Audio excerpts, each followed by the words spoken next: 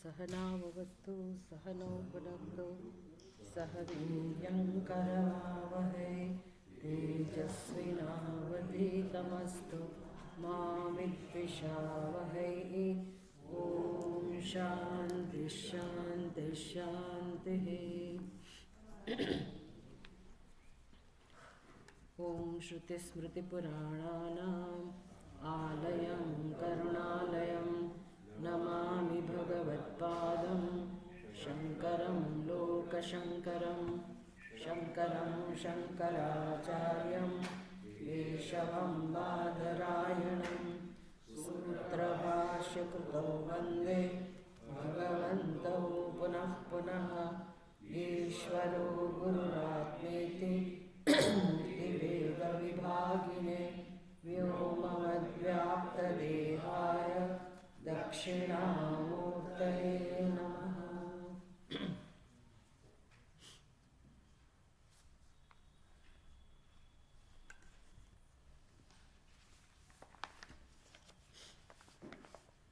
प्रार्थना बोलीशु अपने साथ। आदिनाथ शिव सद्गुरु अंतर्यामीश अतिशय प्रेम विनयति चरणे नामुशीष विषयासक्ति विनाशने बुद्धि निर्मलता निजानंद प्रगटे बड़े निष्ठा सुदृढ़ सदा अविनाशी आपवा कर जो कृपा महेश मानव जन्म कृतार्थता सिद्धताय सविशेष भक्ति योगने ज्ञान साधन परम विराग ये विरागनि सिद्धिमा प्रकटो परम अनुराग ये विरागनि सिद्धिमा प्रकटो परम अनुराग। तनो श्लोक। आस्ते कश्चन भिक्षुः सङ्गृह्णन् व्ययानि दश न ममैत्यव्ययुगलम् वाच याचामस्तं किमस्त्यन्यत्।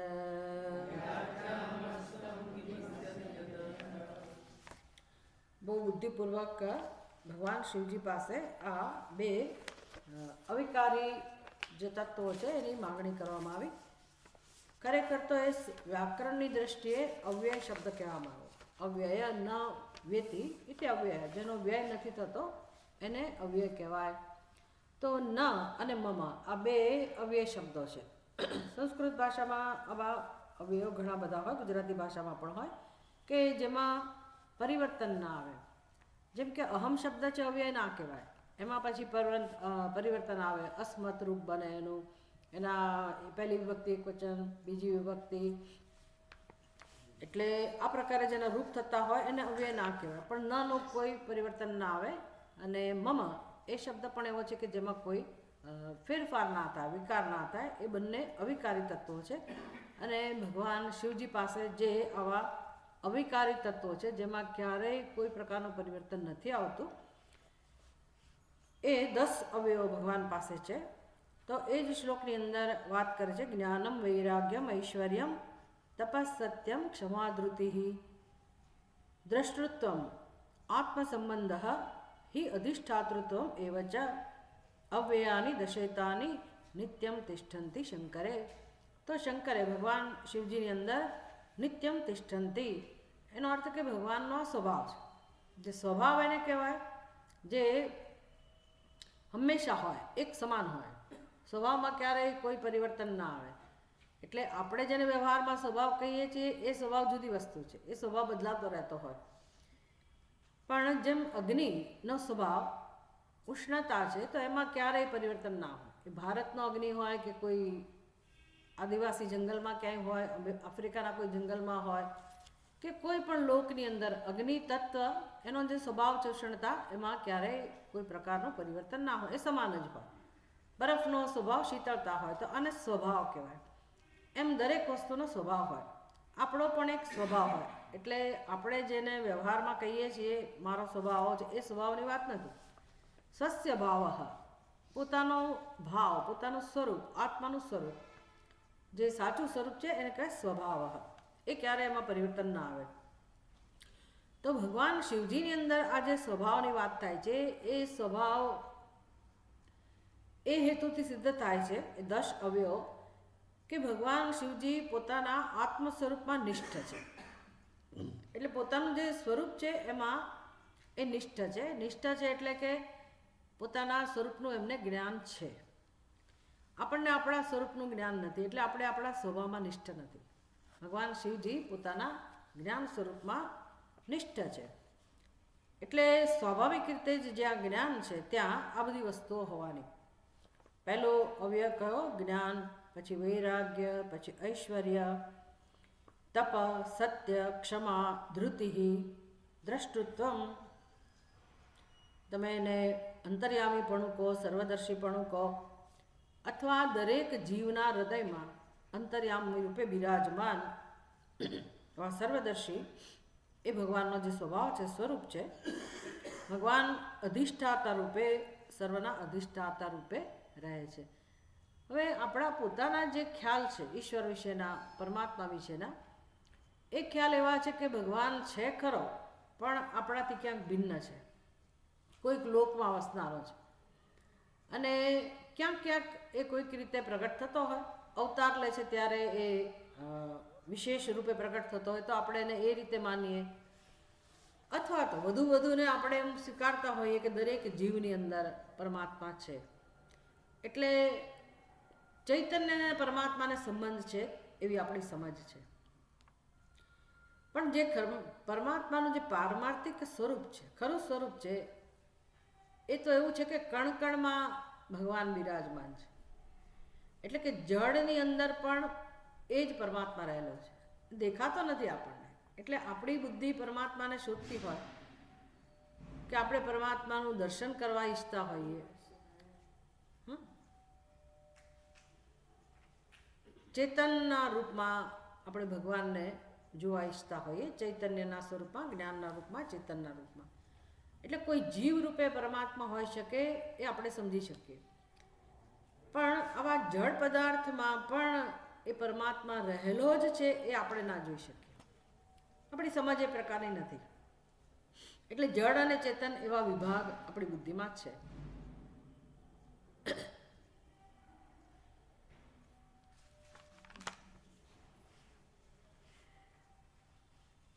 તો ભગવાનનું જે પારમાર્થિક સ્વરૂપ છે એનું વર્ણન છે અહીંયા. અને એને જ્યારે સગુણ રૂપે એની આરાધના કરવામાં આવે તો એ ભગવાન શિવજીની અંદર આ 10 જે ગુણો છે એ નિત્ય રહેલા છે. એટલે ભગવાનનું નામ પણ શબ્દકોશની અંદર દશાવ્યય એવું નામ છે, ભગવાન શિવજીનું નામ. એટલે એટલા માટે જ જે કોઈ ભક્ત ભગવાન શિવજીની નિરંતર ઉપાસના કરે છે એમના અંતઃકરણમાં આ 10 સ્વભાવો પ્રગટ થાય છે અને ભગવાનનું દર્શન પણ એ લોકો કરી શકે છે. એ તો સ્વાભાવિક જ નિયમ છે. ગીતામાં પણ ભગવાન કહે છે સદા તદ્ભાવ ભાવિતઃ. એટલે મનુષ્યને આ ભગવાને આ વસ્તુ આપેલી છે. પશુ પક્ષી ચેતન સ્વરૂપ હોવા છતાં એમની અંદર કોઈ સંકલ્પ ના હોય. એ લોકો પણ કોઈક ભાવનું ચિંતન કરતા હોય, પણ એમની જરૂરિયાત જે હોય એનું ચિંતન કરે. આપણે પણ આપણી જરૂરિયાત પ્રમાણે જે તે વસ્તુઓનું ચિંતન કરતા જ હોઈએ, પણ આપણને એક વિશેષ ભગવાને સ્વતંત્રતા આપી છે સંકલ્પ કરવાની. બુદ્ધિ તો આપી જ છે વિશેષ, કે ચિંતન તો આપણે કરી શકીએ, કર્મ કરવાની સ્વતંત્રતા છે, એ બધું જ છે આપણી અંદર. પણ સૌથી જો કિંમતી વસ્તુ હોય તો એ છે કે આપણે આપણા મનમાં ઉત્તમ પ્રકારના સંકલ્પ કરી શકીએ છીએ.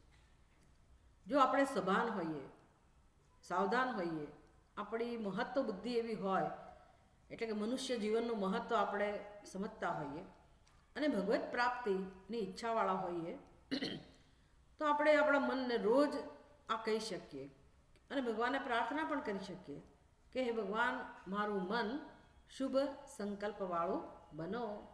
તન્મે મનઃ શિવ સંકલ્પમસ્તુ, તન્મે મનઃ શુભ સંકલ્પમસ્તુ. આ એટલી મોટી ભેટ છે ભગવાનની આપેલી.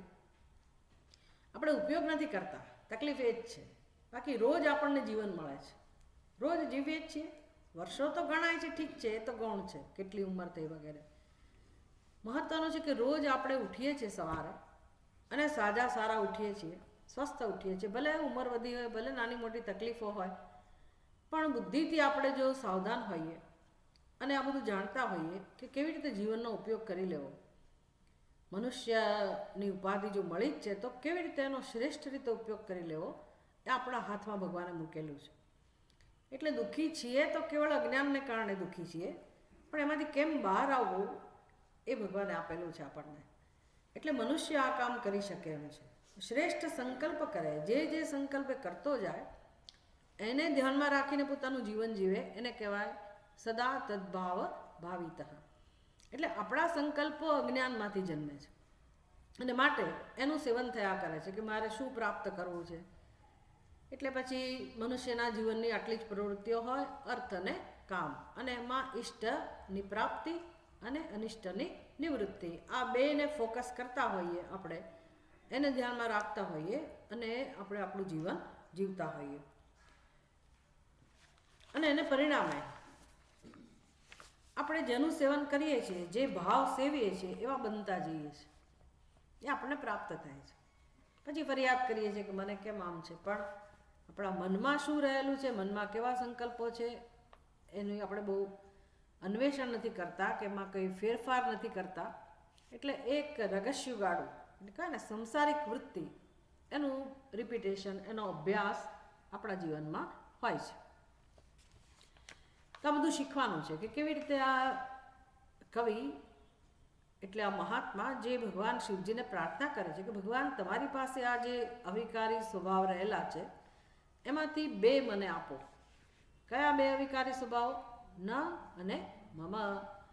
એટલે એનો અર્થ તો એક જ થાય, ભાઈ મારું નથી. એટલે તો મહામંત્ર બની ગયો.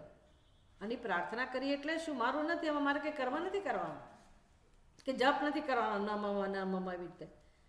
ન મમનો અર્થ શું થાય એ સમજવાનું છે અને એનો ઉપયોગ ક્યાં કરવાનો છે એ સમજવાનું છે. તો પ્રાર્થનાની અંદર તો સીધે સીધું કહી દીધું, યાચામહતમ, હું આ બે વસ્તુ માગું છું. ન મમ ઇતિ અવ્યય યુગલમ યાચામહ. યુગલમ એટલે બે વસ્તુઓ, આ બે અવયવો હું માગું છું. ન મમ, કારણ કે મને ખબર છે કે હું આ બે માગી લઈશ અને આ બે વસ્તુ જો મને મળી જશે તો કિમ અસ્તિ અન્યતા, બીજું શું માગવાનું રહે. એટલે આ તો અત્યંત બુદ્ધિમાન વ્યક્તિ હોય ને એની માગણી હોઈ શકે. આવું કોણ માગે? મારું નથી એવું કોણ માગે? ભગવાન આપણે તો એવું જ માગીએ કે ભગવાન મને મળે, મને મળે. એકાદશ ચમે રુદ્રની અંદર બોલીએ છે ને, ચમે આય મને મળે, પેલું મળે, આખી દુનિયા માગી લઈએ આપણે. રુદ્રનો પાઠ કરીએ તો આમાં બધું માગી લઈએ આપણે. એટલે આ માગણ જે અંદર બેઠેલો છે, એ માગણ આપણી પાસે આખી જિંદગી એક જ કામ કરાવડાવે છે, માગવાનું. જો એવું માગી લઈએ કે માગવું જ ના પડે, ભલે માગવાની ટેવ હોય તો એવું જ માગી લઈએ કે ભગવાન માગવું જ ના પડે એવું તું કર.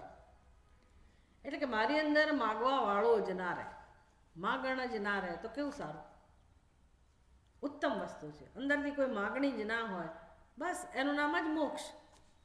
અંદરથી કોઈ પ્રકારની માગણી રહે જ નહીં તો ત્યાં પરમાત્માનું જ પ્રાગટ્ય હોય, સચ્ચિદાનંદ સ્વરૂપ પરમાત્માની જ અનુભૂતિ હોય. જ્યાં કોઈ માગણી નથી હોતી ત્યાં. પણ બનવું કેમ? ત્યારે જ બની શકીએ જ્યારે આપણે આપણું અવલોકન કરીએ કે આપણા મનમાં સતત બધી માગણી ચાલતી હોય છે. એક થોડીક ભગવાન પાસે ઊભા આંખ બંધ કરીને નમસ્કાર કર્યા, સવારની પૂજા કરી, એ વખતે આપણે થોડુંક તો માગી જ લઈએ.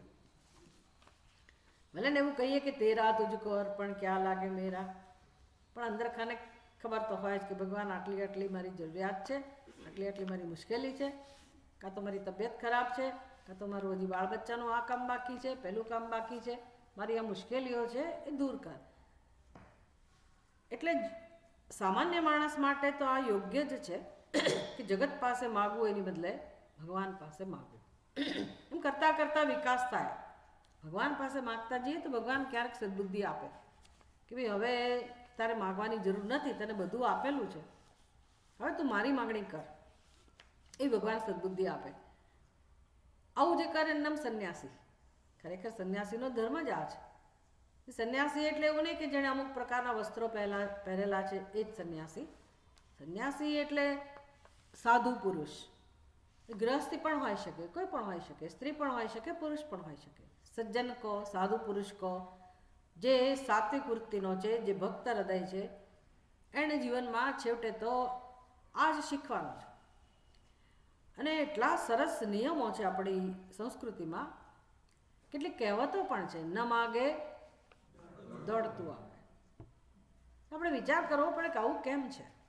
ન માગે દોડતું આવે એટલે એની પાછળ કયો તર્ક છે, કયું લોજિક કામ કરતું હશે? એવું બને જ કેવી રીતે? માગ્યા વગર દોડતું. આપણે બીજી બાજુ એમ કે માગ્યા વગર માય ના પીરશે, અને અહીંયા તો એવું કહે છે કે ન માગે દોડતું આવે. એટલે હવે જરૂર છે તો માગીએ તો ખરા જ ને. તો કે આ જે ટેવ પડી છે ને માગવાની, એ એમાંથી મુક્ત થઈએ કે હું જોઉં તો ખરા શું થશે, જોઉં તો ખરા શું થશે, એના વગર શું થશે, જેની માગણી છે એના વગર શું થશે. આવું જે કામ કરે છે એનું નામ સંન્યાસી. જોઉં તો ખરા એટલે તો પછી દેખાશે કે મારી પાસે જે છે બધી વસ્તુઓ એ મેં માગી નથી તો પણ મને મળી છે. કેટલી બધી વસ્તુ એવી છે કે જે માગ્યા વગર મળી છે. તો આપણે એનાથી સભાન થઈએ, આપણને રિયલાઇઝ થાય કે હા વાત તો સાચી છે, મારી પાસે ઘણી ઘણી ઘણી બધી વસ્તુઓ છે, એનું મહત્ત્વ સમજાય. પછી એમાં તો આપણી ઉપાધિ પણ આવી ગઈ, મનુષ્યની ઉપાધિ પણ આવી ગઈ, પછી આપણા સંસ્કારો પણ આવી ગયા, પછી આપણી સાત્વિક વૃત્તિઓ પણ આવી ગઈ, જે બીજામાં નથી, સર્વત્ર નથી. ભગવાન માટેનો પ્રેમ, એનું પણ મહત્ત્વ સમજાય કે ભાઈ આ ભગવાનની કૃપાથી જ આપણા હૃદયમાં ભગવાન માટે પ્રેમ જન્મેલો છે. એટલે આ બધી વસ્તુઓનું જેમ જેમ આપણે અનુસંધાન કરીએ, એને ધ્યાનમાં લઈએ, તેમ તેમ આપણું આંતરિક બળ વધતું જાય, ભગવાન માટેનો પ્રેમ વધતો જાય. અને ભગવાન હંમેશા પોતાના ભક્તનું તો ધ્યાન રાખે જ છે. બધા જ જ્યારે સંતાનો છે જગતની અંદર ભગવાનના, તો ભક્તનું ધ્યાન શું કામ ના રાખે? ભક્તનું ધ્યાન પણ ભગવાન રાખે જ. એટલે આ બધી વસ્તુઓનું અનુસંધાન કરતાં શીખો. જે વર્તમાનમાં છે જ આપણી પાસે, જે સ્તરે રહેલી છે વસ્તુઓ, એની એ હાજરીની નોંધ લેવી અને એનું મહત્ત્વ સમજવું. એનાથી જ આપણે ધન્યતાનો અનુભવ કરવા માંડીએ, પૂર્ણતાનો અનુભવ કરવા માંડીએ. બસ પછી જ્ઞાનમાં રસ પડે. ત્યાં સુધી મારી આ માગણી પૂરી થાય, પેલી માગણી પૂરી થાય, એમાં આપણે અટવાયેલા રહીએ. અને એમ કરતાં કરતાં 70 વર્ષના થઈ જઈએ ખબર ના પડે, 80 વર્ષના થઈ જઈએ ખબર ના પડે, પણ મૂળ કામ જે આપણે કરવાનું છે રહી જાય. એટલે બહુ સુંદર માગણી છે કે ભગવાન મને આ 2 અવયવો આપો, ના મમ જે મારું નથી તે. હવે આપણે તો એવું પસંદ કર્યું છે કે આ ગ્રંથમાંથી કંઈ શતક છે ને, આનું નામ વૈરાગ્ય શતક, તો 100 શ્લોક આપણે કરી ના શકીએ આટલા દિવસોમાં. 10 ના થઈ શકે ખરેખર. તો એટલી બધી ડેપ્થ હોય છે આ બધાને, બહુ ઊંડાણથી આ બધી વસ્તુઓ સમજવાની હોય છે. એટલે આપણે ચૂંટેલા મંત્રો આમાંથી લઈશું કે 8 દિવસની અંદર, 7 દિવસની અંદર આપણે કેટલી વસ્તુઓ સ્પષ્ટ રીતે સમજીએ અને આપણે આપણા જીવનમાં પણ ઉતારી શકીએ. એટલે એનો જે સાર આવી જાય બાકીના મંત્રોના, એવી રીતે આગળ પાછળના મંત્રોને ધ્યાનમાં રાખીને કોઈ મુખ્ય મંત્ર આપણે, મુખ્ય શ્લોક આપણે લેવાના છીએ. તો જેણે આ બધું માગી લીધેલું છે કે છે પછી યાચવા જેવું કશું બાકી રહેતું જ નથી. તો વાત તો સાચી છે. મેં તમને હોમવર્ક આપ્યું હતું ગઈકાલે કે તમે વિચારજો કે કઈ વસ્તુ એવી છે કે મારી છે જગતની અંદર. તો બસ આ મારું નથી એની માગણી. હવે સંસારની વ્યાખ્યા તો આપણે કરી હતી હું અને મારું. હું અને મારું એ સંસારનું સ્વરૂપ છે. પણ પછી મારું નથી એવું જ્યારે મને સમજાય, એમ એ સ્વભાવમાં સ્થિત હતો, એટલે કે એવા જ્ઞાનમાં જ્યારે આપણે નિષ્ઠા પ્રાપ્ત કરીએ કે મારું કશું જ નથી, તો એમાં આ શરીર પણ મારું નથી. એટલે હવે આ શરીર એક શરીર જે ઉપાધિ છે એના વિશે જ્યારે આપણે ચિંતન કરીએ તો તત્વબોધની અંદર જેણે તત્વબોધનું અધ્યયન કરેલું છે એમને ખબર છે કે આ શરીરની અંદર બીજા શરીર પણ છે. કયા કયા શરીરો છે? આ સ્થૂળ શરીર થયું, પછી સૂક્ષ્મ શરીર.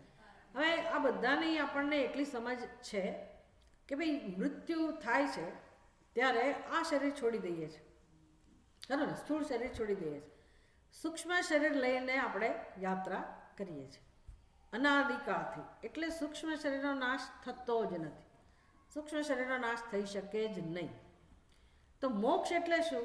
જ્યાં સુધી સૂક્ષ્મ શરીરનો નાશ ના થાય ત્યાં સુધી મોક્ષ મળ્યો કહેવાય નહીં. સૂક્ષ્મ શરીર છે ત્યાં સુધી જન્મ મળશે જ.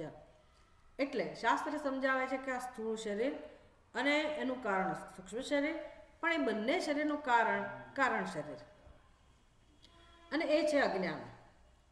એ અજ્ઞાન જ્યારે આપણે દૂર કરીએ, એ કારણ શરીરને દૂર કરીએ તો પછી હંમેશ માટે આપણે શરીરમાંથી મુક્ત થયા, જન્મ મૃત્યુમાંથી મુક્ત થયા કહેવાય. માનું છું આટલી સમજ તો છે બધાને, ખરું ને? આ બધું વેદાંતનો પાયો છે, તત્વબોધ. એટલે આપણો જે અભ્યાસ છે જીવનમાં, જે સાધના છે કે આવો સત્સંગ છે, એ સત્સંગ દ્વારા શું કામ થતું હોય? કારણ શરીરનો નાશ થતો હોય ધીરે ધીરે ધીરે. જો આપણે આ બધું જ્ઞાન પ્રાપ્ત કરીએ, વિચાર કરીએ, આપણી સમજ સાચી બને તો ખોટી સમજ દૂર થાય. ખોટી સમજ દૂર થાય તો અજ્ઞાન કારણ શરીર છે એ દૂર થાય, અજ્ઞાન દૂર થાય. એટલે કે આ દ્વારા મોક્ષની પ્રાપ્તિ થતી હોય છે, કારણ શરીરનો નાશ થતો હોય છે. તો મારું નથી એમ જ્યારે કહીએ તો આ સ્થૂળ શરીર મારું નથી, સૂક્ષ્મ શરીર મારું નથી. મારું નથી બહારની વસ્તુઓ તો શીખવાની જ છે, કારણ કે આપણે તો જીવનમાં જે આધાર લીધેલો છે શરીર સિવાયની વસ્તુઓનો પણ આધાર લીધેલો છે. એટલું ખરું કે શરીરની સાથે જોડાયેલી વસ્તુઓ છે, સગાવાલા કહો, સ્વજનો કહો, એમાં જે જડ વસ્તુઓ પણ આવી ગઈ, ચેતન વસ્તુઓ પણ આવી ગઈ, જે આપણા જીવનનો આધાર છે, જેને આપણે મારું કહીએ છીએ. આટલી મોટી દુનિયા છે, એમાંથી કંઈ બધાને આપણે મારું નથી કહેતા. કોને મારું કહીએ? એક તો આપણા શરીર, સ્થૂળ શરીરથી સાથે જોડાયેલા માતા પિતા, ભાઈ બહેન, સ્વજનો, પછી નજીક જેમ જેમ આવતા જાય લોકો, એટલે પડોશી હોય તો એની સાથે આપણે વધારે સંકળાયેલા હોઈએ. જળ વસ્તુઓનું પણ એવું જ, જે વસ્તુઓ આપણે વાપરતા હોઈએ, જેના માલિક હોઈએ, એને આપણે મારું કહીએ. પછી વ્યક્તિઓમાં પણ જે વ્યક્તિઓ આપણને અનુકૂળ હોય એને આપણે મારી કહીએ, જે અનુકૂળ ના હોય એને આપણે મારું કહેતા નથી. પહેલાં બનાવીએ પોતાનું સંસાર, એમ જ ચાલે છે ને. ભાઈ કોણે કહ્યું હતું કે આ વ્યક્તિ સાથે જીવન શરૂ કરો? ભાઈ આ વ્યવસ્થા છે જીવન જીવવાની, એટલે જીવન શરૂ કર્યું. અજાણી વ્યક્તિ સાથે જોડાયા, પછી એને બિરુદ આપવામાં આવ્યો અને પતિના અને પત્ની કહેવાય, એટલે સંસાર શરૂ થયો. પણ પછી અનુકૂળ હોય ત્યાં સુધી એમાં પ્રેમ રહે. જેવું જે ધીરે ધીરે ધીરે બધું બહાર આવે એટલે અનુકૂળ ના હોય એટલે બધો પ્રેમ ઓસરતો જાય, મારા પણ ઓછું થાય. પછી હવે જીવનની વ્યવસ્થા છે આપણા દેશમાં, એટલે બધા સાથે જીવતા હોય અને વિદેશમાં છૂટા પડી જતા હોય. સંસાર આટલો જ હોય, ત્યાં પણ આ જ નિયમ કામ કરતો હોય. અનુકૂળ હોય ત્યાં સુધી સાથે રહે, જેવી અનુકૂળતા ઓછી થઈ જાય, બંને એકબીજાના પ્રતિકૂળ બને એટલે વિચ્છેદ થઈ જાય. અહીંયા આપણે ચાલુ રાખે, પણ અંદરથી કંઈ કોઈને જીવનની જે ખરેખર એ લોકોની અપેક્ષાઓ હતી, આશા હતી, એ પ્રકારનું લોકો જીવન જીવતા હોતા નથી. આમાંથી શીખવાનું છે આપણે કે આવું જ હોય, આવું જ હોય. એવું ના માની લેવું કે જ્યાં ખરેખર બધું અનુકૂળ છે ત્યાં એકલો આનંદ જ છે. કોઈ હંમેશ માટે અનુકૂળ હોતું જ નથી. યાજ્ઞવલ્ક્ય મુનિ બહુ સ્પષ્ટ રીતે મૈત્રેયને કહે છે કે હે મૈત્રેયી, આ સંસારનું સત્ય છે, સાંભળવું ના ગમે પણ આ જ સત્ય છે. કયું સત્ય છે? આત્મા વારે ક્યાં બાત હે, કોન્ટેક્ટ સાથે વિચાર કરવાનો, એ જ્ઞાનની વાત છે. આત્માનું દર્શન કરવું જોઈએ તો એનો ઉપાય આત્મા વારે દ્રષ્ટવ્ય. હું જે વાત કરું છું કઈ વાત છે કે જગતમાં કોઈ કોઈને પ્રિય નથી. મૈત્રેયને આ સમજાવશે યાજ્ઞવલ્ક્ય મુનિ, બરાબર ને? આત્મનસ્તુ કામાય સર્વમ પ્રિયમ ભવતી, કે મૈત્રેય આ અફર નિયમ છે, સર્વત્ર આ જ નિયમ કામ કરે છે. જેને પણ કોઈના માટે પ્રેમ છે તો એ પ્રેમ ખરેખર પોતાના માટે છે, બીજા માટે નથી. આખું લિસ્ટ આપે છે કે પતિને પત્ની માટે પ્રેમ હોય તો એવું નથી કે એને એ પત્ની પ્રિય છે, પોતે પ્રિય છે માટે પત્ની માટે પ્રેમ છે. જેવી પત્ની પ્રતિકૂળ બને એટલે પ્રેમ જતો રહે. પત્નીને પતિ માટે પ્રેમ છે તો એ પણ ખોટી વાત છે. એ પતિ જ્યાં સુધી અનુકૂળ છે ત્યાં સુધીને પ્રેમ હોય. એટલે જગતમાં ક્યાંય કોઈ પણ પ્રકારના સંબંધો કેમ ના હોય, કોઈ ગમે તેટલું કહેતું હોય કે આ મને પ્રિય છે, એ માતા પિતાને બાળકોની વાત હોય કે બાળકોના માતા પિતા સાથેની વાત, કોઈ પણ સંબંધોમાં યાજ્ઞવલ્ક્ય મુનિ સ્પષ્ટ આ રીતે કહે છે કે આત્મનસ્તુ કામાય સર્વમ પ્રિયમ ભવતી. અને આવું જ હોય, ખરેખર તો આવું જ હોય. અને માણસ બિચારો દુઃખી થાય છે, કરે રે મેં કઈ આશા રાખી હતી બન્યું આમ. પણ એ તો બધાની કહાની છે, સર્વની. પણ કોઈ વિચાર નથી કરતો, તકલીફ એ છે કોઈ વિચાર નથી કરતો. એટલે શાસ્ત્રમાંથી આ જ શીખવાનું છે કે આવું કેમ છે, જગતમાં કેમ નિરાશા મળે છે, કેમ દુઃખ મળે છે. જે મારું નથી એને મારું માની જ લીધેલું છે અને પછી અપેક્ષાઓ રાખી છે. તો અપેક્ષાઓ રાખવાથી શું કંઈ મારું બની જાય? જે મારું ન હોય મારું બની જાય? તો છેવટે આ શરીર પણ આપણું બનતું નથી, મન પણ આપણું નથી હોતું. મન પણ ક્યારેક આપણને અનુકૂળ હોય, ક્યારેક આપણને અનુકૂળ નથી હોતું. તો કોની પાસેથી તમે જગતમાં અપેક્ષા રાખો કે આ મારું હોય? કોને કહી શકો? કોઈ વસ્તુ એવી નથી કે જેને મારું કહી શકાય. તો શરીરમાં જો મારું મારું હું ના કહી શકું તો પછી હવે હું કહેવાનું તો કોઈ ઠેકાણું રહ્યું જ નહીં. એટલે અહંકાર પણ ના રહ્યો. એટલે આ જે બે અવયવોની માગણી કરી એમાં મારું મારું નથી, એ ઉપાસનામાં જ્યારે આપણે સફળ થઈએ, એ આરાધનામાં કે એ સાધનામાં જ્યારે આપણે સફળ થઈએ તો પછી છેવટે આપણે આત્મામાં નિષ્ઠ થઈએ. કારણ કે આત્માના દર્શન માટે અવરોધરૂપ કોણ છે? આ મારું. મારુંની અંદર અહમ પણ આવી જ ગયો, અહમ અને મમ. એટલે શરીરને આપણે હું પણ કહીએ છીએ, શરીરને મારું પણ કહીએ છીએ. સારું, હવે જેણે આ પ્રકારે જીવનમાં આરાધના શરૂ કરી છે, આ વૈરાગ્યના સ્વરૂપની ચર્ચા છે. વૈરાગ્ય કેવી રીતે જીવનમાં કેળવવાનો છે એની ચર્ચા ચાલે છે. તો એ વ્યક્તિને જીવનમાં એટલો બધો આનંદ પ્રાપ્ત થાય છે કે જાણે કે એણે કોઈ ચક્રવર્તી રાજાનું પદ પ્રાપ્ત ના કર્યું હોય. એટલે બહુ સુંદર રીતે બધી ઉપમા આપવામાં આવી કે એની પાસે બળ કયા કયા છે, એને જીવન જીવવા માટે જે બળ મળે છે, આંતરિક બળ, એ કેવા પ્રકારનું છે? તો કે એની બુદ્ધિ જે છે એ જ એની સહાયક છે. આ માર્ગે ચાલનારા વ્યક્તિની, એટલે કે વૈરાગ્યની આરાધના કરનાર વ્યક્તિની જે બુદ્ધિ છે ને એ જ એની પ્રધાન છે. પ્રધાન એટલે રાજાની સાથે પ્રધાન હોય. પ્રધાનનું શું કામ હોય? રાજાને માર્ગદર્શન આપવું, રાજાને કોઈ છેતરી ના જાય, કોઈ હરાવી ના જાય, એની રક્ષા કરવી, આ બધું કામ પ્રધાન કરતો હોય. તો આ મનુષ્યની બુદ્ધિ, સાધકની બુદ્ધિ કેવી હોવી જોઈએ? એની રક્ષા કરે. સાધક જ એનું નામ છે, જે પોતાની બુદ્ધિને કેળવી રહ્યો છે. કારણ કે એ જ બુદ્ધિ આપણી રક્ષા કરે. જેમ કઠોપનિષદની અંદર નચિકેતાને ઉપદેશ આપવામાં આવ્યો કે બુદ્ધિમ તું સારથિમ વિદ્ધિ, એ બુદ્ધિને તું સારથી જાણ. તો સારથીનું જે મહત્વ છે, સારથીનું કામ શું હોય? રથને લઈ જવો, પણ ગમે ત્યાં લઈ જાય. સારથી રથ ચલાવે તો કઈ રીતે ચલાવે? કઈ સમજથી ચલાવે? રથ ચલાવતા તો આવડે છે, પણ એની બુદ્ધિમાં વિવેક હોવો જોઈએ કે મારે રથને કઈ જગ્યાએ લઈ જવાનો છે. મારી ઈચ્છાથી લઈ જવાનો છે કે રથમાં બેઠેલા જે સ્વામી છે એની ઈચ્છાને ધ્યાનમાં રાખીને લઈ જવાનું? સારથીને એટલે તો ખબર હોવી જોઈએ ને. સારથી પોતાની જાતે રથ ચલાવીને ગમે ત્યાં લઈ જાય, એકલો જતો જ જુદી વાત છે, પણ જ્યારે રથમાં એનો માલિક બિરાજમાન છે તો સારથીની ફરજ શું છે? માલિકને જ્યાં જવું હોય ત્યાં લઈ જાય. એ જ્યાં જવું છે એની ખબર પણ હોવી જોઈએ. એટલે આપણે જન્મ લીધો, મનુષ્ય તરીકે જન્મ્યા, જીવન જીવીએ છીએ, વ્યવહાર કરીએ છીએ, ક્યાં જવું છે જ ખબર નથી. ક્યાં જવું છે જ ખબર નથી. જીવન જીવીએ છીએ બસ, અને આટલું જાણીએ છીએ મારું આ જીવન છે, મારા જીવનમાં આમ બન્યું, મારા જીવનમાં તેમ બન્યું, મારો આટલો પરિવાર છે, મારી આટલી મિલકત છે, આટલી મારી ઉંમર થઈ, હું આટલા ક્ષેત્રમાં સફળ થઈ કે થયો, અને હવે ખબર નથી એટલે વ્હીલ કરીને જાઓ, વાર્તા પૂરી.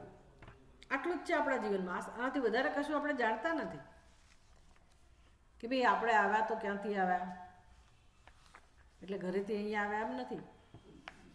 જગતમાં ક્યાંથી આવ્યા, શું પ્રયોજન લાવ્યા, પ્રયોજન લઈને આવ્યા હોઈશું કે નહીં, ક્યાં જવાના, આવું કશું ચિંતન ચાલે છે? વિચાર કરો ક્યાં જવાના, કેમ ઘરે જઈશું એનું ચિંતન ચાલતું હોય. જઈશું, મોડા જઈશું, વહેલું મોડું થશે, શું થશે, એ બધું ચિંતન ચાલતું હોય. પણ આ તો આપણા જીવનમાં જે ખરેખર ચિંતન થવું જોઈએ કે ભાઈ આપણા જીવનનું પ્રયોજન શું છે, કે મારો જન્મ શેના માટે થયેલો છે. અઘરી વાતો, અઘરા શબ્દો આપણને ખબર હોય કે ભાઈ હા મોક્ષ પ્રયોજન હોવું જોઈએ, આ બધી વસ્તુની ખબર હોય.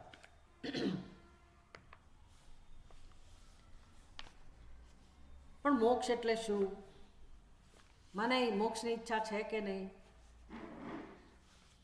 અને મારું જે બીજા ધ્યેય છે એને મોક્ષને શું સંબંધ છે, આ બધી વસ્તુની આપણને ખબર ના હોય. એટલે જો વ્યક્તિ આ માર્ગે થોડુંક પણ આગળ વધે, કેળવાય કે એની બુદ્ધિમાં આવા વિચારો શરૂ થાય. હવે આવા વિચારો શરૂ કરવા માટે પણ સામર્થ્ય જોઈએ. ભગવાને તો બધાને બુદ્ધિ આપેલી છે, અને સમષ્ટિ પરમાત્માનું જે સ્વરૂપ છે જેને કહેવાય પાવર હાઉસ, એમાંથી આ બધી વીજળી આવતી હોય. ખરું ને, બધી આવે છે ક્યાંથી વીજળી, એક એનું સેન્ટર છે ને ત્યાંથી આવે છે. એમ ઈશ્વરનું પણ એક સ્વરૂપ છે જે સ્ત્રોત છે જ્ઞાનનો, એમાંથી આપણી બુદ્ધિમાં પ્રેરણા મળતી હોય છે. એવું નથી કે મારી બુદ્ધિ સ્વતંત્ર છે અને તમારી બુદ્ધિ સ્વતંત્ર છે. આપણે તો માત્ર બુદ્ધિનો ઉપયોગ કરવાનો છે. જો મારી ઈચ્છા હોય કે મારે આગળ વધવું છે જીવનમાં, મારી બુદ્ધિને કેળવવી છે, તો સર્વે કોઈ કરી શકે એમ છે, કોઈ પણ મનુષ્ય આ કામ કરી શકે એમ છે. પણ સંકલ્પ જ થતો નથી કે મારે આ કામ કરવું છે. એટલા આપણે ગ્રસ્ત છીએ આપણા સાંસારિક વિચારોમાં, સાંસારિક વૃત્તિમાં, એટલા ડૂબેલા છીએ કે એ જ આકર્ષણ ચાલ્યા કરે છે, એનું જ ચિંતન ચાલ્યા કરે. અને જ્યારે આવું સાંભળવાનું આવે, આપણને કંઈક પ્રેરણા મળતી હોય, ત્યારે આપણું મગજ કામ કરતું બંધ પડી જાય. એવું બને, કારણ કે આ તો કંઈ બીજું ક્ષેત્ર હોય એવું લાગે ને આપણને. એમ લાગે કે આ તો સંસાર કરતાં કંઈ જુદી વાતો કરે, એટલે જલ્દી આપણને ગળે ના ઉતરે, જલ્દી સમજાય પણ નહીં. વાર લાગે એની ના નથી, પણ આપણી તૈયારી હોવી જોઈએ. તૈયારી હોય તો પછી ધીરે ધીરે આપણને એ જે મૂળ સમષ્ટિ સ્તરે જે જ્ઞાનનું સ્ત્રોત છે ત્યાંથી જ પ્રેરણા મળવાનું શરૂ થાય. આપણી બુદ્ધિ કનેક્ટ થાય એની સાથે કે ભાઈ ચલો ભગવાન પોતે જ એની જાતે આપણને પ્રેરણા આપે, વિચાર કરવાનું શીખવાડે, પણ આપણને રસ હોવો જોઈએ. તો ધી સચિવમ ધૈર્ય બલમ સંકલ્પ વિરોધી શાંતિધનમ વિશ્વત્રય વિષયમિદમ વૈરાગ્યમ નામ સામ્રાજ્યમ. તો આવા સાધકને વૈરાગ્ય નામનું ચક્રવર્તી રાજ્ય જે છે એ પ્રાપ્ત થાય છે. એટલે એટલો બધો આનંદ છે એના જીવનમાં, આપણી જેમ જ જગતમાં જ રહે છે. જગત જે બધાનો સામનો કરે છે, એવી જ પરિસ્થિતિનો સામનો એ પણ કરે છે. પણ એનું જે આંતરિક વ્યક્તિત્વ છે, એની આંતરિક સૂઝ છે, દ્રષ્ટિ છે, એ બહુ મોટી સંપત્તિ છે એની પાસે. વિચક્ષણ બુદ્ધિ છે એની પાસે. પૈસા કેમ કમાવા કેટલા બધા ઉદ્યોગપતિઓ જાણતા હોય છે. આપણી બુદ્ધિ એવી ના હોય. આપણે પૈસા કમાવા માટે કે ધંધો કરવા માટે એવી બુદ્ધિ આપણી પાસે ના હોય, પણ કેટલાક લોકોની બહુ તેજસ્વી બુદ્ધિ હોય. તો બુદ્ધિ તો તમે જે ક્ષેત્રમાં વાપરો, જે ક્ષેત્રમાં તમે તમારો વિકાસ કરવા ઈચ્છતા હો, એ ક્ષેત્રમાં તમે બુદ્ધિનો વિકાસ કરી શકો. તો જે વ્યક્તિ પરમ શાંતિ અથવા તો પરમ આનંદ એ પ્રાપ્ત કરવા માટે જો બુદ્ધિનો ઉપયોગ કરવા તૈયાર હોય, તો એને જરૂર આ બધું સમજાય કે શેનું મહત્ત્વ છે. તો કે વૈરાગ્યથી કેવી રીતે મનુષ્ય પરમ આનંદની પ્રાપ્તિ કરી શકે છે. એટલે બુદ્ધિ એવી હોય કે જે મને શીખવાડે, રોજ શીખવાડે કે ભાઈ આ વસ્તુ મારા હિતમાં છે, આ વસ્તુ મારા હિતમાં નથી. એમ કરતાં કરતાં મારી બુદ્ધિ મને મારા ધ્યેય સુધી લઈ જાય. તો એ બુદ્ધિને કહેવાય વિવેકવાન સારથી. બસ આ બુદ્ધિ આપણી રક્ષા કરે. આ બુદ્ધિ આપણને એવા માર્ગે લઈ જાય કે કદાચ ફરી જન્મ લેવાનો જરૂરી હોય તો પણ ભગવાને મને એવી જગ્યાએ જન્મ આપવાનું નક્કી કરવું પડે કે જેથી હું આ જ રસ્તે આગળ વધું. ભગવાન સંમત થાય છે આ વિષયમાં. ભગવદ્ ગીતાની અંદર ભગવાન તો વચન આપે છે કે અર્જુન, જે વ્યક્તિ આ દિશામાં આગળ વધવા ઈચ્છે છે, પ્રયત્ન શરૂ કરે છે, પછી હું એને એવી જ જગ્યાએ જન્મ આપું છું કે ફરી પાછો એ આ જ ક્ષેત્રમાં આગળ વધે, એટલે કે પરમાત્માની પ્રાપ્તિની દિશામાં જ આગળ વધે. હવે આ વ્યક્તિ જ્યારે વૈરાગ્યની માગણી કરી રહી છે એટલે એમાં તો એ પોતાનું જે છે ને એને પણ મારું નથી એવું સમજવાની એની આરાધના છે, એ કામ કરી રહ્યો છે. તો પ્રશ્ન જન્મે કે હવે એના કોઈ સગાવાલા હોય કે નહીં, એનું કોઈ કુટુંબ હોય કે નહીં, એને કોઈ લાગણીઓ જન્મે કે ના જન્મે, તો એનું પોષણ કેવી રીતે થાય? કારણ કે લાગણીઓનું પોષણ બહુ મહત્ત્વની વસ્તુ છે જીવનમાં. તો એની લાગણીઓ ક્યાંથી પોષાય? એના માતા પિતા કોણ, એના ભાઈ બહેન કોણ? જો એ મારું નથી કરીને એવું સમજીને જીવન જીવવાનું શરૂ કરે તો એનું કોઈ તો હોવું જોઈએ ને જીવનમાં. મારું કયા વગર જીવન જીવી જ ના શકાય ખરેખર તો. એટલે માણસ એકલો જીવન જીવી ના શકે. અને તમે શીખવાડો છો કે ભાઈ આ ના મામાં મારું નથી, એની આરાધના શરૂ કરો, એવી ભગવાન પાસે માગણી કરો, તો જીવનમાં એનું કોણ હોય? એને સાથ આપનાર કોણ હોય? એને જે જરૂરિયાતો એની હોય એ પૂરી કરનાર કોણ હોય? સંબંધો કોની સાથે રાખે? તો કહે છે કે એની દ્રષ્ટિ કેવી બની જાય છે, જગત પ્રત્યે એની દ્રષ્ટિ કેવી બને છે. હવે મારું નથી એમ કહીએ તો વસ્તુ હોય તો ખરી જ, વસ્તુ હોય તો ખરી જ. જેમ કે ચારે બાજુ હવા છે, આપણે મુઠ્ઠી વાળી લીધી, હવા મુઠ્ઠીમાં હવાને કેદ કરી લીધી, મારા નિયંત્રણમાં છે આ હવા, મારું કહું છું. હવે એને મારું નથી એમ કહું ને હાથ છૂટો મૂકી દો તો હવા તો રહે કે ના રહે? ઉપરથી મને વધારે હવાનો અનુભવ થાય. વસ્તુ તો રહેવાની જ. હું મારું ના કહું એટલે વસ્તુ જતી ના રહે. પણ હવે જે સંકુચિત બુદ્ધિ હતી કે ભાઈ આ જ વ્યક્તિ મારા સંબંધી છે, કે આ જ વ્યક્તિ મારો આધાર છે, એના બદલે જગતમાં જે કોઈ છે એ બધા સ્વજનો જણાય. આપણે પ્રાર્થના બોલીએ છીએ ને, માતા પાર્વતી દેવી, પિતા દેવો મહેશ્વર, બાંધવાહ શિવ ભક્તાહ, સ્વદેશો ભુવનત્રયમ. એટલે હવે આ તો એના માતા પિતા જે હતા, શરીરને જેને શરીર જેના દ્વારા પ્રાપ્ત થયો, તો એ માતા પિતા તો રહે જ. પણ હવે એ માતા પિતા મારા માતા પિતા છે એવું નથી એ સમજે તો માતા પિતાની જરૂર પણ રહે. તો હવે કોને માતા પિતા કહેવા? તો એ મારા માતા પિતાના માતા પિતા, એના માતા પિતા હોવાના કે નહીં હોવાના? એમ તમે છેક મૂળમાં જાઓ તો કયા માતા પિતા પ્રાપ્ત થાય? ખરા માતા પિતા કોણ હોય? દેવી પાર્વતી મહાદેવ. વાગર્થાવિવ સંપૃક્ત વાગર્થા પ્રતિપત્તયે જગતઃ પિતરૌ વંદે પાર્વતી પરમેશ્વરૌ. જગતઃ પિતરૌ વંદે, સમસ્ત જગતના પિતરૌ, માતા ને પિતા બંને, સમસ્ત જગતના માતા ને પિતા. પાર્વતી પરમેશ્વરૌ, માતા પાર્વતી અને ભગવાન શિવ. તો હવે બધાના માતા પિતા કોણ સાબિત થયા? ખરે તો એ ભક્તના માતા પિતા ના હોય? જેણે મારું કહેવાનું બંધ કર્યું એના માતા પિતા મળ્યા કે ના મળ્યા? માતા પિતા તો મળી ગયા. ઉપરથી કેવા માતા પિતા મળ્યા? જેનો ક્યારે વિયોગ થાય જ નહીં, જે સર્વદા છત્ર સમાન સાથે હોય, જે હંમેશા રક્ષા કરનારા હોય. અન્નપૂર્ણે સદા પૂર્ણે શંકર પ્રાણ વલ્લભે જ્ઞાન વૈરાગ્ય સિદ્ધ્યર્થમ ભિક્ષાન દેહી ચ પાર્વતી. તો હવે એને ભિક્ષા દેનાર કોણ હોય? માતા પાર્વતી. અને પ્રયોજન પણ ખબર છે એને કે આ ભિક્ષાનું પ્રયોજન શું છે? જ્ઞાન વૈરાગ્ય સિદ્ધ્યર્થમ. એટલે હવે એને ક્યાં લાગણીની ખોટ છે? એને માતા પિતાની ખોટ રહી, સંબંધોની ખોટ રહી, કઈ માતા મળી છે? અન્નપૂર્ણા, સદાપૂર્ણા છે. એટલે એવું ના સમજવું કે અન્નપૂર્ણા એટલે માત્ર અન્ન. અન્ન એટલે ખાલી દાળ રોટીને જ અન્ન કહેવાય.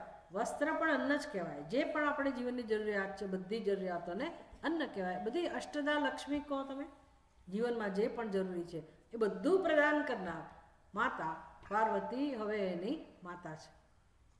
ભગવાન માતા પિતા હોય એટલે તો પૂછવાનું શું રહ્યું? બધા પ્રકારની લાગણી સંતોષાય, પોષણ મળે, બળ મળે અને બાંધવા શિવ ભક્તાશ્ચ, આખું જગત છે એના માટે બાંધવ સમાન હોય.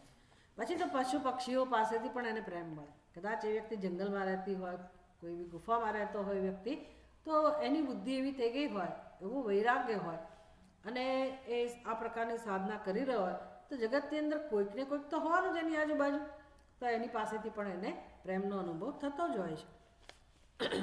તો અહીંયા તો સ્પષ્ટ વર્ણન કર્યું કે ભિક્ષા પ્રદા જનન્ય, જે ભિક્ષા આપે છે બધી એના માટે માતા છે. જે એને સલાહ આપે છે એ ગુરુઓ એના માટે પિતા છે. કુમારકા શિષ્યા, જે નાની ઉંમરના એને પ્રાપ્ત થાય એ બધા એના પુત્ર સમાન છે. અને જ્યારે એ એકલો પડે એ સાધક, તો એને કોની કંપની મળે છે? તો કે શાંતિર દયિતા વિરક્તસ્ય, જે અંતઃકરણમાં જે શાંતિ છે એ એની સાથે હંમેશા રહે છે. યેન કિમપી ચેષ્ટંતે કાર્ય પ્રતિકાર્યો વિરહાત સંતઃ તઃ એવ મુક્તાઃ સંદેહે ગૌતમ સાક્ષી. તો હવે સમજવાનું એ છે કે આ મનુષ્ય પોતાના જીવનમાં કઈ દ્રષ્ટિને ધ્યાનમાં રાખીને પોતાનો વ્યવહાર કરે છે. રોજનો વ્યવહાર, સવારથી સાંજ સુધીનો રોજનો વ્યવહાર, નાના મોટા બધા જ કર્મો, એ ઘરમાં હોય કે ઘરની બહાર હોય, એકલો હોય કે કોઈની સાથે હોય, એની બુદ્ધિ કેવા પ્રકારે કામ કરે છે, કઈ સમજનો આધાર લે છે, એની દ્રષ્ટિ કેવી બનાવે છે. કારણ કે એવું નથી કે મેં માગી લીધું કે ભગવાન બસ મારું કંઈ નથી, મને આપો એટલે એમ ભગવાન કંઈ આપણને વસ્તુ આપે એવી રીતે તો કંઈ આપી શકાય એવો કોઈ પદાર્થ તો છે નહીં. આ બધું ખબર હોવી જોઈએ મારું ન કેવી માગણી છે. આ કોઈ માગણી કરે નહીં આવી, પણ વૈરાગ્ય સમજવો હોય તો આ સરસ ઉપમા આપીને સમજાવે છે કે ભાઈ આ બે વસ્તુની માગણી કરો કે ભગવાન જગતમાં મારું કશું નથી એવી મને સમજ પ્રાપ્ત થાવ, મને સમજ પ્રાપ્ત થાવ કે મારું કશું નથી. એટલે આપણને એમ કેવું હોય એમાં શું નવું છે? એવું નથી, સમજ તો ઘણી હોય આપણને, પણ આપણું જીવન આના ઉપર જ આશ્રિત છે. આપણો જીવનનો પાયો આ જ છે. કઈ વસ્તુ? હું અને મારું. અને બધું ક્યાં છે? બુદ્ધિમાં. અઘરા વેદાંતના જે ગ્રંથો છે, પંચદશી હોય કે એવા કોઈ ઉપનિષદ હોય, તૈતરીય ઉપનિષદ હોય, એ બધા ગ્રંથની અંદર જ્યાં બ્રહ્મ વિદ્યાનો ઉપદેશ કરવાનો હોય છે ત્યાં પણ આ સાધના શીખવવામાં આવે. જેમ તત્વબોધની અંદર આત્મા કહ એવો પ્રશ્ન પૂછે કે ભાઈ આત્મા એટલે શું, તો એની વ્યાખ્યા કરે. શરીર ત્રય વ્યતિરિક્ત આત્મા. આત્મા કોને કહેવાય? જે ત્રણ શરીરથી વ્યતિરિક્ત ભિન્ન છે. તમારામાંથી કોઈ અધ્યયન કરેલું છે તત્વબોધન? કરી જશે. બહુ સુંદર ગ્રંથ છે, પાયાનો ગ્રંથ છે. એ બરાબર આપણે સમજી લીધેલો હોય તો ઉપનિષદને બધું સમજવામાં આપણને તકલીફ ના પડે. એટલે એમાં પ્રશ્ન કરે આત્માનાત્મ વિવેક કેમ કરવો એ બધું સમજાવે શંકરાચાર્યજી. તો આત્મા કહ પ્રશ્ન થયો કે ભાઈ આત્મા કોને કહેવાય? તો કે શરીર ત્રય વ્યતિરિક્ત, શરીર ત્રણ, જે ત્રણ શરીર છે એનાથી ભિન્ન. ત્રણ શરીરોની ચર્ચા થઈ આપણે. પછી પંચકોશાતીત, પાંચ કોષથી જે અતીત છે તે આત્મા છે. પછી ત્રીજું કયું વિશેષણ છે?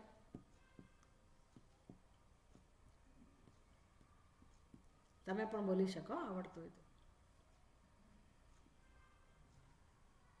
જો આ તો તમારે કશું વિસ્તારથી તમે શીખો કે ના શીખો, પણ તત્વબોધના જે ક્વેશ્ચન આન્સર છે ને, એમાં પ્રશ્ન અને ઉત્તર એ રૂપમાં એક ગ્રંથ છે. તો કેટલાક પાયાની વસ્તુઓ તો તમે પેમ્પલેટ બનાવીને એમાંથી શીખી શકો. બે આત્મા કહલો, તો તમે જે પણ સત્સંગ કરો એમાં આત્મા તો વિષય હોવાનો કે નહીં હોવાનો? આત્માની સમજ જ પ્રાપ્ત કરવાની હોય છે. તો આત્મા કહો તો તમને વિસ્તારથી ખબર ના હોય, સમજી શકાય, એની જરૂર નથી. પણ આત્માનું સ્થાન ક્યાં આવે, કઈ રીતે આવે, કઈ રીતે શીખવાડે છે, આ વસ્તુ સમજવા જેવી છે. તો શંકરાચાર્યજી એ ગ્રંથમાં કહે છે શરીરત્રય વ્યતિરિક્ત, 3 શરીરથી ભિન્ન આત્મા છે. બીજું પંચકોશ અતીત, 5 કોષથી અતીત આત્મા છે. ત્રીજું અવસ્થાત્રય સાક્ષી. અવસ્થાત્રય સાક્ષી એટલે કે 3 અવસ્થાથી પણ ભિન્ન છે. આત્માની વાત કરી કે ભાઈ આત્મા 3 શરીરથી ભિન્ન છે, 5 કોષથી ભિન્ન છે અને 3 અવસ્થાઓથી ભિન્ન છે. તો 3 શરીર એટલે શું, 5 કોષ એટલે શું અને 3 અવસ્થા એટલે શું? તો કે આપણું જીવન આવી ગયું ને. 3 શરીર આપણી ઉપાધિ, આપણે રોજનો અનુભવ કરીએ છીએ, સવાર બપોર સાંજ, જાગ્રત અવસ્થા, સ્વપ્ન અવસ્થા અને સુષુપ્તિ અવસ્થા. જન્મથી મૃત્યુની અંદર આટલું જ છે ને, બધી અવસ્થાઓનો અનુભવ કરીએ છીએ. આ શરીર આપણી સાથે છે અને મારી બુદ્ધિ અને મન, એની આસક્તિ કહો કે એનું તાદાત્મ્ય કહો, શેનું મારા મન બુદ્ધિમાં શેનું ચિંતન ચાલે છે? આ હું મારું પ્રગટ થાય છે બરાબર છે, પણ એમાં હું મારુંનો પાયામાં કોણ છે? તો કે આ શરીર 3, એને હું પણ કહું છું અને મારું પણ કહું છું. પછી 3 અવસ્થાઓ, એને પણ શું કહીએ છીએ આપણે? મારી અવસ્થા એટલે કે મારું જીવન, મારા અનુભવ, એમાંથી નિર્ણય લેવાય છે હું સુખી કે હું દુઃખી, હું સફળ કે હું નિષ્ફળ. આમ આપણે જીવન જીવીએ છીએ. એટલે ક્યાં અહંભાવ છે? 3 અવસ્થામાં. મારી અવસ્થા, મારી જાગ્રત અવસ્થા, મારી સ્વપ્ન અવસ્થા, મારી ઊંઘ, મારી સુષુપ્તિ, અહીંયા મારું છે. 3 શરીરમાં હું ને મારું છે. પંચકોશ, પંચકોશ એટલે હવે કોષ એટલે કોઈ વિભાગ નથી, પણ 5 સ્તરે મારું તાદાત્મ્ય. શરીરમાં 5 સ્તરે આપણું તાદાત્મ્ય. ભાઈ પહેલાં તો સ્થૂળ શરીરમાં અહંભાવ હો, તાદાત્મ્ય હોવ, તો સ્થૂળ શરીર શાનું બનેલું છે? આમ તો હાડમાસ કહો, તમે 7 ધાતુઓ કહો, ફલાણું કહો, ઢીકણું કહો, બધું કહો, પણ છેવટે અન્નનો વિકાર છે, અન્નમય છે. તો એ કોષને આપણે શું કહીએ છીએ? અન્નમય કોષ. એક કોષ તો ત્યાં આપણું તાદાત્મ્ય હોવાનું જ. આના વગર આપણું જીવન ના હોઈ શકે. અહીંયા તાદાત્મ્ય છે. પછી તર્કબદ્ધ રીતે, સિસ્ટમેટિક વે આપણને શીખવાડે કે ભાઈ આ શરીરને કોણ ચલાવે છે, અન્નને કોણ પચાવે છે? પ્રાણ. અન્નને પચાવનાર કોણ છે? ભૂખ તરસ લાગે છે તો કોણ લગાડે છે? પ્રાણ. પ્રાણ સરખા કામ કરતા હોય તો શરીરમાં અન્ન પચે. પ્રાણ સરખા શરીરમાં કામ કરતા હોય તો હાથ ઊંચા ઊંચા થાય તો સરખું બોલી શકાય. એટલે એ પ્રાણના પણ 5 વિભાગ છે, પણ સમસ્ત એ પ્રાણને આપણે પ્રાણમય કોષ કહીએ છીએ.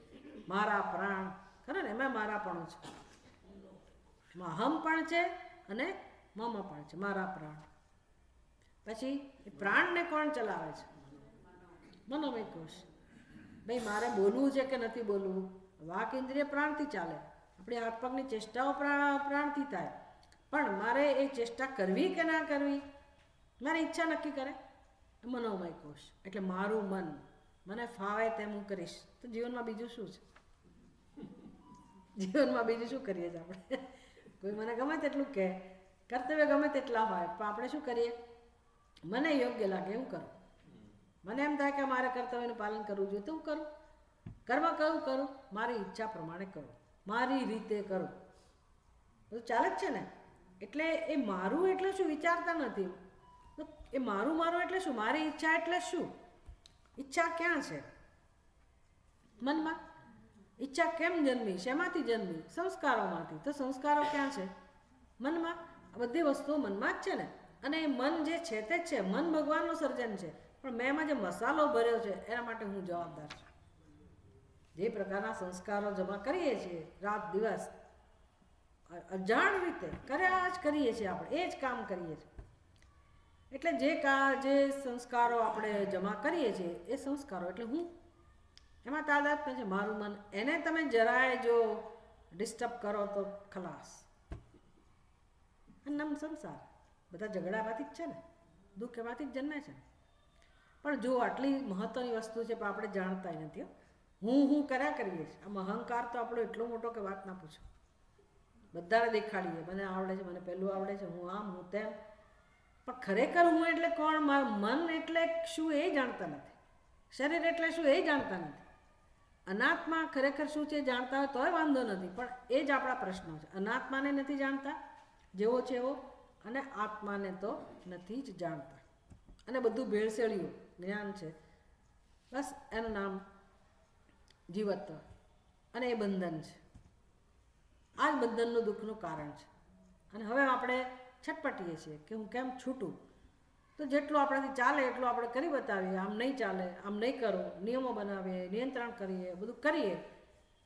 કેટલાકને હું નિયંત્રિત કરી શકું, કેટલીક વસ્તુઓ, મોટા ભાગની વસ્તુઓને આપણે નિયંત્રિત કરી શકતા નથી. કોઈ પરિસ્થિતિ બદલી શકતા હોતા ખરેખર તો નથી. અંદર જે બધું આવરણ છે, જે દુઃખના કારણો છે, એમાંય પરિવર્તન લાવી શકતા નથી. તો આપણે કેટલા પરાધીન છીએ, વિચાર કરો, કેટલા પરવશ છીએ. શું કરીએ? ભગવાન શું કરે? આપણે ભક્તિ કરી કરીને થાકી જઈએ, ભજન કરી કરીને થાકી જઈએ, જપ કરી કરીને થાકી જઈએ, પણ આ જે પરવશતા છે, દુઃખ છે, એ જતું જ નથી. પણ ક્યાંથી જાય? ક્યાંથી જાય? કારણ કે યાંત્રિક જીવન જીવાય છે, વિચાર વગરનું જીવન જીવાય છે. સંસ્કારો મને પ્રેરણા આપે એ પ્રમાણે કર્મ કર્યા કરું. દેખાદેખી ચાલતી હોય કે જીવન તો આ જ રીતે જીવાય, અને આપણે એ રીતે જીવ્યા કરે. જન્મ પૂરો થઈ જાય છે, પણ આમાં પરિવર્તન આવતું નથી. પરિવર્તન લાવવા માટે આ સત્સંગ છે. અને સત્સંગ કેટલી માત્રામાં જોઈએ?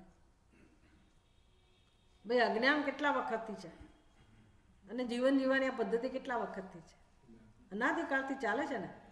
એટલે જે આત્માને આમાંની એકેય વસ્તુ આપણે જે અનુભવીએ છીએ ને, દુઃખ કે પરવશતા કે ચિંતા, એમાંની એકેય વસ્તુ આત્માનો ધર્મ નથી, અને અત્યારે પણ આત્માને નથી જ સ્પર્શતું. છતાં પણ આપણી એવી દયાની સ્થિતિ છે, અને આપણે એને જ સત્ય માનીએ છીએ. અને જે સત્ય છે એને સાંભળવું પડે છે. આત્માવારે દ્રષ્ટવ્ય, શ્રુતવ્ય, કેટલું બધું તમને કામ સોંપે છે કે ભાઈ આત્માનું દર્શન કરો. જે આત્મા સદા સર્વદા અસંગ છે, પવિત્ર છે, જેને આટલો સ્પર્શ પણ નથી થયો દુઃખનો, આસક્તિનો, વિષયોનો, એ અત્યારે પણ નિર્મળ છે, શુદ્ધ છે, અને પ્રગટ જ છે, જ્ઞાન સ્વરૂપ જ છે, સ્વયં પ્રકાશ છે. એ આત્માને જાણવા માટે આટલી મહેનત કરવી પડે છે. વિચાર કરો કેવી ખરાબ સ્થિતિ કહેવાય. જે આપણું સત્ય છે એ જાણવા માટે મહેનત કરવી પડે છે, અને જે આપણું સત્ય ક્યારેય કોઈ કાળે છે જ નહીં, બન્યું નથી, ખરેખર તો બની શકે એમ જ નથી. જો તમે બ્રહ્મસૂત્રના ભાષ્યના કંઈ શબ્દો સાંભળ્યા હોય કે આવું અસ્મદ યુષ્મત પ્રત્યયો તમઃ પ્રકાશવત, સૂર્ય અને અંધકાર એ બે ક્યારેય ભેગા હોઈ શકે?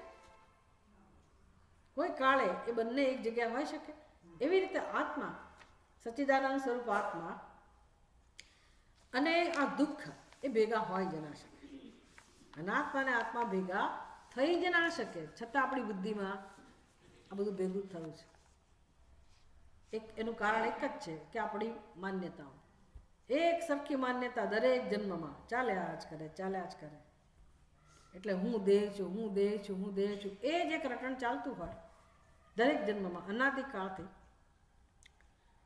તો પછી માની બંધાયો. શંકરાચાર્યજી, અખંડાનંદજી મહારાજ કહે છે કે ભાઈ આ આપણી જે પરિસ્થિતિ છે ને, આપણો જે પ્રશ્ન છે ને કેવો છે? માની બંધાયો. માની બંધાયો એટલે શું? કોઈએ કહ્યું નથી કે મારો જન્મ થયો છે. ખરેખર મેં કોઈને પૂછ્યું નથી કે તમે મારો જન્મ થતા જોયો. ડૉક્ટરને પૂછ્યું નથી, માતા પિતાને પૂછ્યું નથી. પૂછ્યો તો એ લોકો એમ કહે છે કે ના ભાઈ અમે આત્માનો જન્મ થતા જોયો નથી. પણ મારી માન્યતા કેવી છે? હું જન્મેલી છું. ખાતરી કરવી જોઈએ કે નહીં? જન્મ તારીખ લખી નાખી, સમય લખી નાખ્યો, સ્થળ લખી નાખ્યું, પણ કોઈએ જન્મતા જોયો? કોઈ પ્રમાણ છે મારા જન્મનું?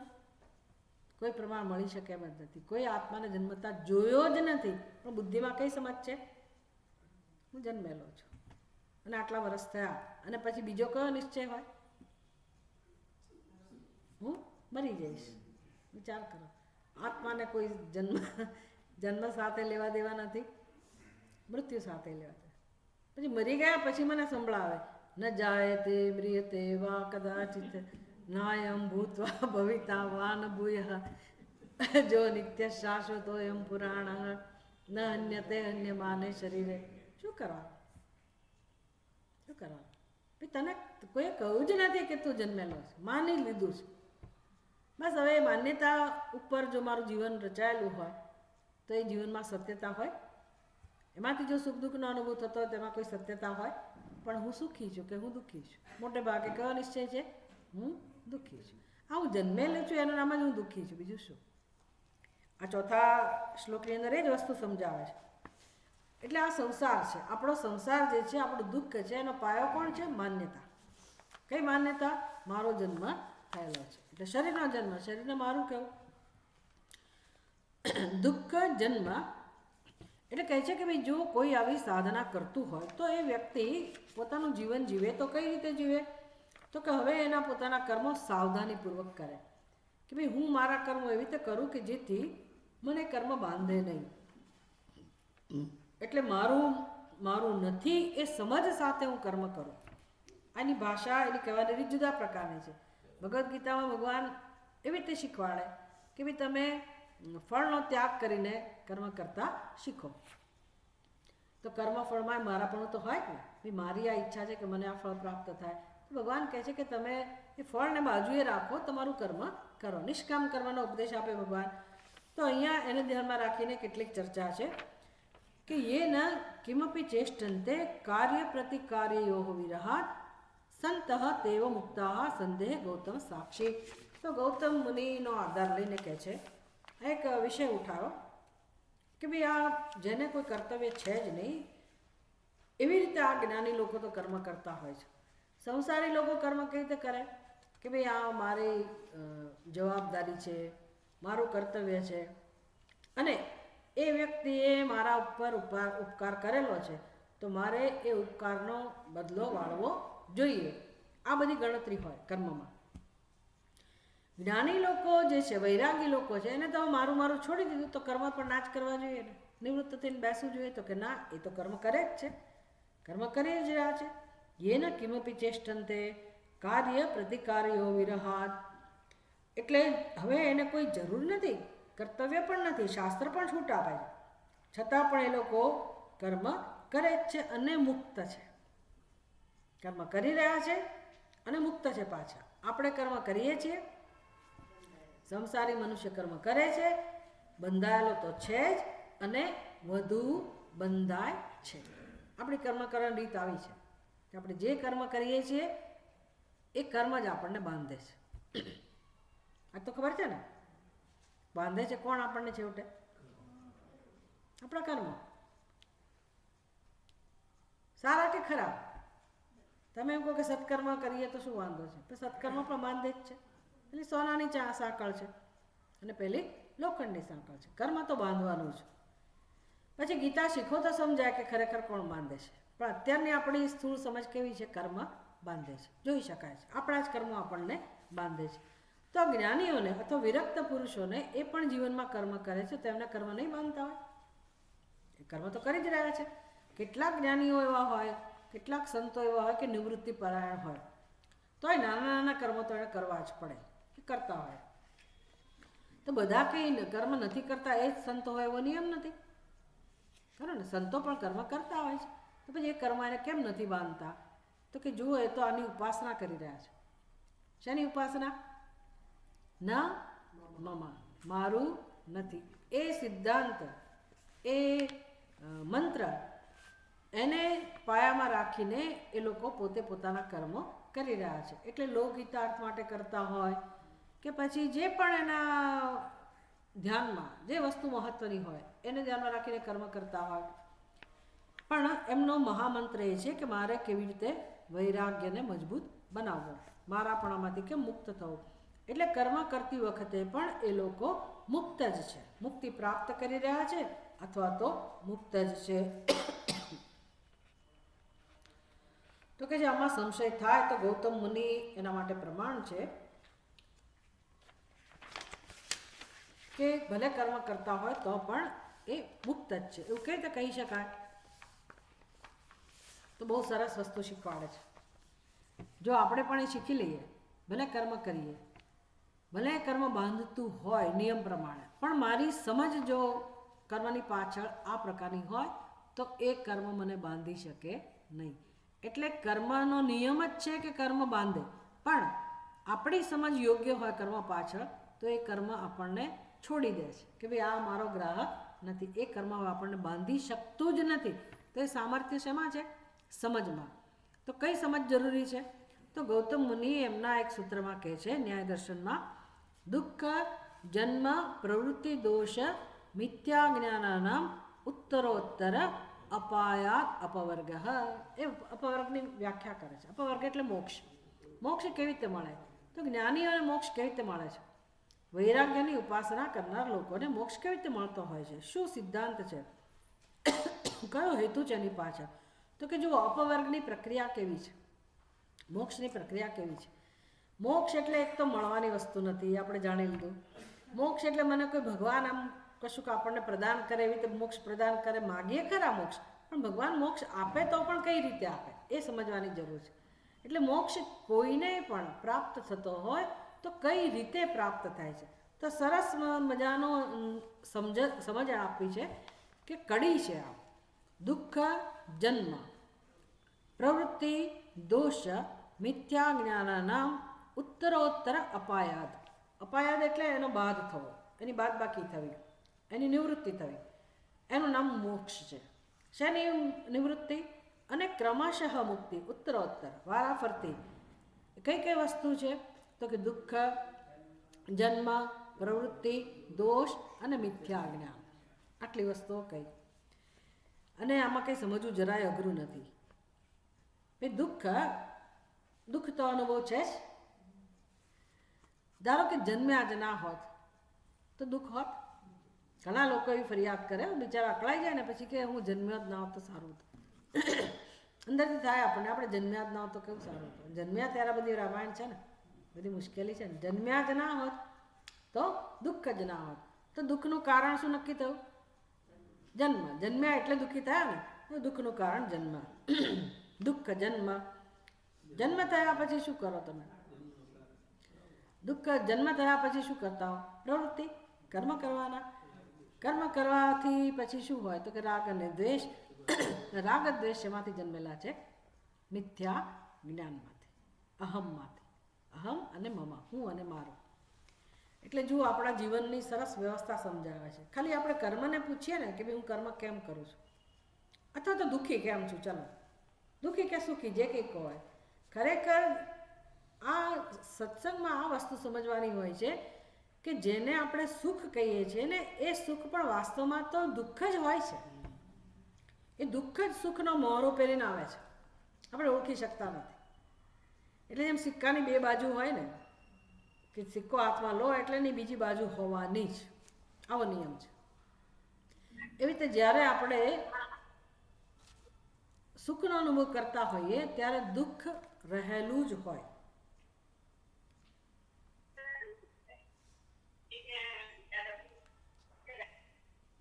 દુઃખનો અનુભવ કરીએ, સુખનો અનુભવ કરીએ ત્યારે દુઃખ એની સાથે રહેલું જ હોય. એટલે આમની આંગળી પકડીને જ ચાલતું હોય. સુખ આવતું હોય ને તો એ દુઃખ લઈને જ આવતું હોય. આપણે જોઈ નથી શકતા, એમના માયા. આપણને એમ લાગે સુખ સુખ સુખ, પણ ખરેખર એ સુખનો અનુભવ કર્મના રૂપમાં જ થતો હોય. એટલે એ વખતે કર્મ પણ થઈ રહ્યું હોય, પછી એની મર્યાદા હોય. ભાઈ થાકી ગયા, તમે લગ્નમાં ગયા, સરસ મજાના તૈયાર થયા, અલંકારો વસ્ત્રો બધું આમ મજા પડી ગઈ, નાચ્યા કૂદ્યા, તો એ સુખનો અનુભવ થયો તો પ્રવૃત્તિ તો હતી જ ને અંદર, કે નહોતી? પ્રવૃત્તિ તો હતી જ ને. ક્યાં સુધી નાચો, ક્યાં સુધી મેકઅપ તમારો જાળવી રાખો, ક્યાં સુધી? પછી થાકો લાગવાનો કે ના લાગવાનો? પછી બધું જતું રહે. એટલે એ વખતે જતું રહ્યું, પણ એ શ્રમ તો થયો ને એ વખતે. થાક તો લાગ્યો કે નહીં? એ પ્રવૃત્તિમાં દુઃખ તો હોય અને બોજો હોય પાછો. આ બધું બહેનોને બહુ ખબર હોય. જે પાર્ટીમાં બધી જતી હોય ને, થોડી થોડી વારે એમણે આમ પર્સમાંથી પેલો અરીસો કાઢી અને ચેક કરવું પડે કે કંઈ મેકઅપ માગું પાછું થયું નથી ને. એમ ટેન્શન બહુ હોય. પેલી લોકોને ખબર નથી પડી જતી ને, કે ખરેખર મારું રૂપ કેવું છે, ફલાણું કેવું છે, બધી જગ્યાએ. એટલે જે દુઃખ કે સુખનો અનુભવ થાય છે એ ફળ છે. કોનું ફળ છે? પોતાના કર્મનું ફળ છે. કર્મ કેમ કર્યું? કર્મ કેમ કર્યું ભાઈ? આ તો 1000 વાર ચર્ચા થઈ ગઈ છે. કર્મ કેમ કરીએ છીએ? કોણ કરાવે છે કર્મ? આપણી ઈચ્છા. ઈચ્છા કરાવે છે ને કર્મ. કર્મ શેમાંથી જન્મે છે? ઈચ્છામાંથી. હવે આપણે તો ખાલી ચર્ચા જ, પ્રશ્નો જ કરવાના છે. અન્નમ ચિંતન. બે મારે આ ભોગવવું પડે છે, જન્મ્યા કેમ? તો કે કર્મ કર્યા હશે એટલે જ. એટલે કે હું ફળ ભોગવું છું અત્યારે, સુખ કે દુઃખ, તો એ ફળ કેમ મળ્યું? મારા જ કર્મનું ફળ છે એટલે મેં કર્મ કર્યું. કર્મ કેમ કર્યું? ઈચ્છા. ઈચ્છા શેમાંથી જન્મી? તો કે સંસ્કારમાંથી, ઉણપના અનુભવમાંથી, અલ્પતાના અનુભવમાંથી. એ અલ્પતાના અનુભવનું કારણ શું? તો કે અજ્ઞાન. દેહાત્મ બુદ્ધિ. હું દેહ છું. જે અલ્પ દેહ છે એમાં અહમ બુદ્ધિ. બસ એ પછી અનુભવ આપણે સહન ના કરી શકીએ. એ અલ્પતા કે ઉણપનો અનુભવ આપણે સહન ના કરી શકીએ. એમાંથી મુક્ત થવાની ઈચ્છા જન્મે. ઈચ્છા સંસ્કારોમાંથી જન્મે કે આ ભોગવું, પેલું ભોગવું, આ મેળવી લો, પેલી મેળવી લો, અને એમાંથી કર્મ જન્મે. કર્મ કરીએ એટલે વળી પાછું ફળ. આમ પુનરપી જનનમ પુનરપી મરણમ. આ સંસાર છે. તો હવે મારે આમાંથી મુક્ત થવું હોય તો વૈરાગ્યની ઉપાસના એટલે કર્મ તો ચાલુ રાખવાનું. કર્મ ચાલુ રાખવાનું, પણ કોને સમર્પિત નહીં થવાનું? ઈચ્છા. ઈચ્છા ન જન્મે એવું ના કરી શકો. ઈચ્છા તો જન્મવાની જ. મારી બુદ્ધિમાં વિવેક જન્મવો જોઈએ કે હવે મારે કર્મ કરવું છે તો એવી રીતે કરવું છે કે જે કર્મ મને બાંધે નહીં. તો પછી મારે ઈચ્છાને મહત્ત્વ આપવાનું બંધ કરવું પડે. કર્મ ચાલુ રાખો. હવે એ કર્મને જે બાંધવાનું બળ હતું ને એ જ નીકળી ગયું. કર્મ ચાલુ રહે તો હવે કર્મ મારા માટે નથી, મારી ઈચ્છાઓની પૂર્તિ માટે નથી, તો એ કર્મ દ્વારા બીજાને લાભ મળવાનો કે નહીં? બીજાને લાભ મળવામાં મારે ધ્યાન એ રાખવાનું છે કે આને મળે ને આને ના મળે એવું નહીં. ખરો ને? રાગદ્વેષ ઉપર કેમ નિયંત્રણ પ્રાપ્ત કરવું? બસ એ આખો કર્મયોગની ઉપાસના થઈ. એટલે એમાંય મારું જે રાગદ્વેષ દૂર થાય તો પછી હવે જે ફળ મળે એ ફળ મને બાંધે નહીં. તો એ લોકો કર્મ કરે છે તો આવી સમજથી કરે છે. એન્નમ સેવા, એન્નમ ભક્તિ. એટલે કર્મ તો એ વ્યક્તિને બાંધતું જ નથી. તો કામ શું થયું? રાગદ્વેષને દૂર કરવાનું અને અહમ અને મમને દૂર કરવાનું.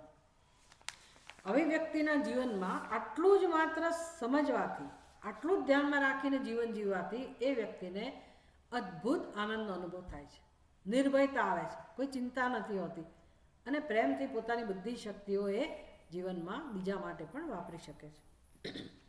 ઓમ પૂર્ણમદ પૂર્ણમિદમ પૂર્ણાત પૂર્ણમુદચ્યતે પૂર્ણસ્ય પૂર્ણમાદાય પૂર્ણમેવાવશિષ્યતે. ઓમ શાંતિ શાંતિ શાંતિ. હરિ ઓમ.